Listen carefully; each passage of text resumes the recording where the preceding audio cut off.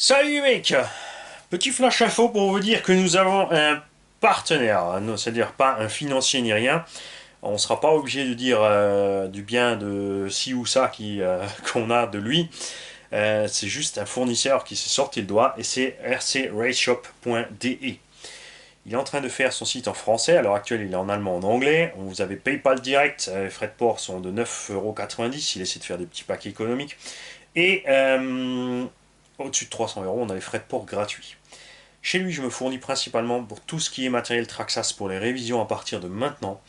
Tout simplement parce qu'il a une grande disponibilité. Quand c'est pas dispo, tu peux quand même commander les quantités que tu veux, sans être obligé d'appeler, de te compliquer la vie. Tu payes tout ce que tu as pris, et lui, ensuite, il te donne le choix. Enfin, il te mail pour te dire ça, c'est pas dispo, je t'envoie le premier colis avec le matos que tu as, et le reste suivra. Tu ne payes pas le deuxième envoi.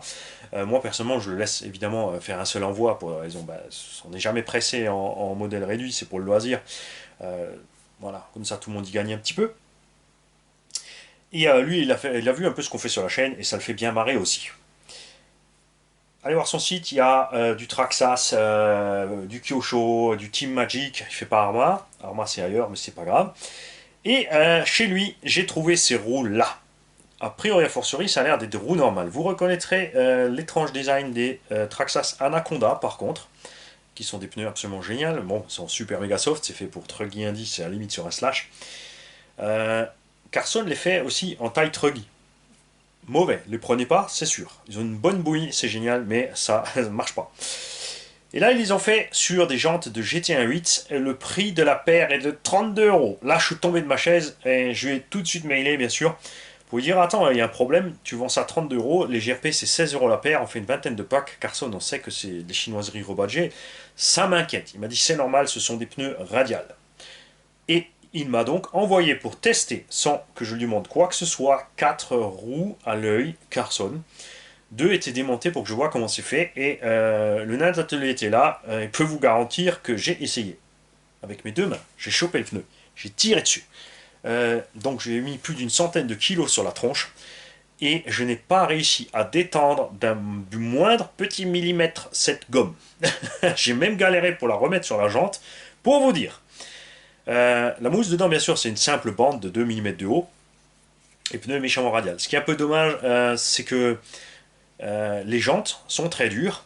Le pneu est très dur aussi. Il n'y a qu'une seule dureté. C'est toujours l'erreur fatale que font les constructeurs.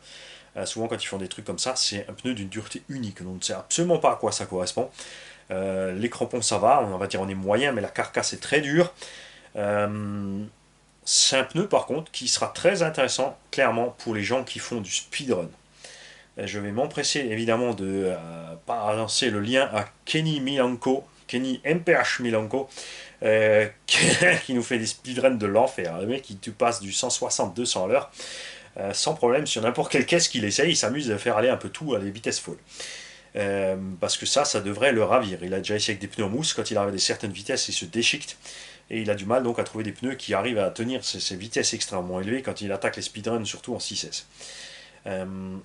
Et nous, on les testera. Évidemment, là, c'est pas la bonne saison. Il fait froid, il fait humide. Même si on a beaucoup de profils, donc non, quand on a beaucoup de profils, c'est bien sur un terrain un peu sale et humide.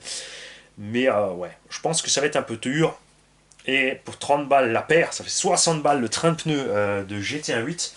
Il y a vraiment intérêt que ça tienne. C'est pour ça que je voulais pas les acheter. C'est pour ça qu'il me les a envoyés. Il m'a dit tiens, voilà, comme ça tu peux tester. Et on sera fixés tous les deux parce que lui aussi, ça l'intrigue.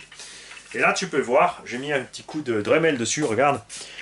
On a la même chose que sur la gomme MFT de chez Louise. Tu vois, on est bien avec de la fibre à l'intérieur de la gomme et c'est géant. Donc là, elles sont très dures. Louise fait des softs et des super softs. Ça, pour moi, je pense que ce sont plutôt vers du médium par là. On va voir ce que ça donne. Je ne le sais pas encore. Salut les gars.